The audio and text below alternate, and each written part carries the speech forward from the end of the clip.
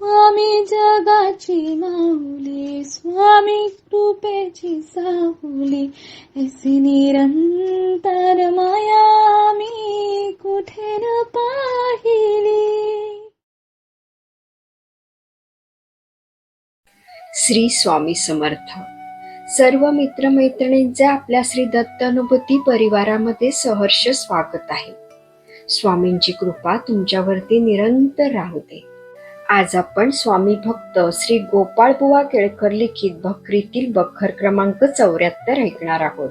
पण त्यापूर्वी तुम्हाला एक विनंती करते की आपल्या श्री दत्तानुभूती या चॅनलला सबस्क्राईब जरूर करा.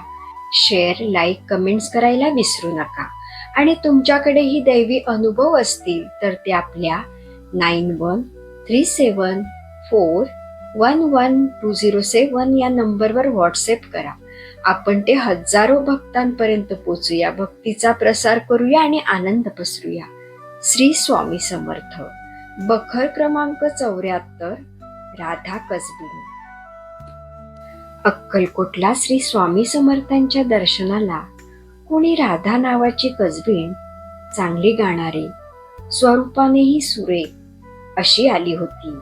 तिने श्रींचे दर्शन घेतले व ती समर्थ चरणांजवळ बसली असताना ते महाराजांचे तेजपुंज शरीर पाहून तिच्या मनात सहज यतिरायांना स्त्री समागम झाला असावा की नाही अशी शंका आली.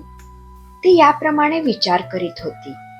इतक्यात समर्थ तिच्या तोंडाकडे पाहून तिला म्हणाले, स्त्री पुरुषात काय भेद आहे? तुला काय पुरुषाकृती पाहिजे?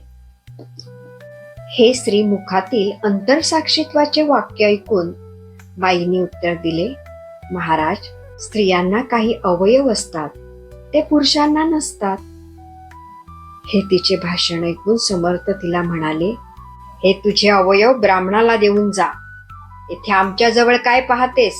हे चमत्कारिक शब्द तिने ऐकून लागली श्रीचरणी नमस्कार करून आपल्या गावी गेली. पुढे असा चमत्कार झाला की त्या राधेला काही एक रोग वगैरे न होता आपोआप तिची छाती पुरुषांप्रमाणे अगदी सपाट दिसू लागली. जसा एखादा कुशल चितारी स्वइच्छेनुसार आपण तयार केलेल्या मृत्तिकेच्या चित्रात सहज रीतीने फरक करतो, तसा या विधिनिर्मित मानव चित्रात श्री सर्वशक्तिमान स्वामी महाराजांनी आपल्या अनंत शक्तीच्या प्रभावाने सहज रूपांतर करून दिले.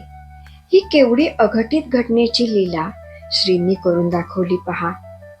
आपल्या स्वतःच्या शरीरात श्रींच्या अघात लीलेने फरक झालेला पाहून त्या राधेने पुढे पुरुषांचा संग सोडला आणि परमपुरुषोत्तम स्वामी महाराज यांच्या चरणी ती अनन्य शरण गेली.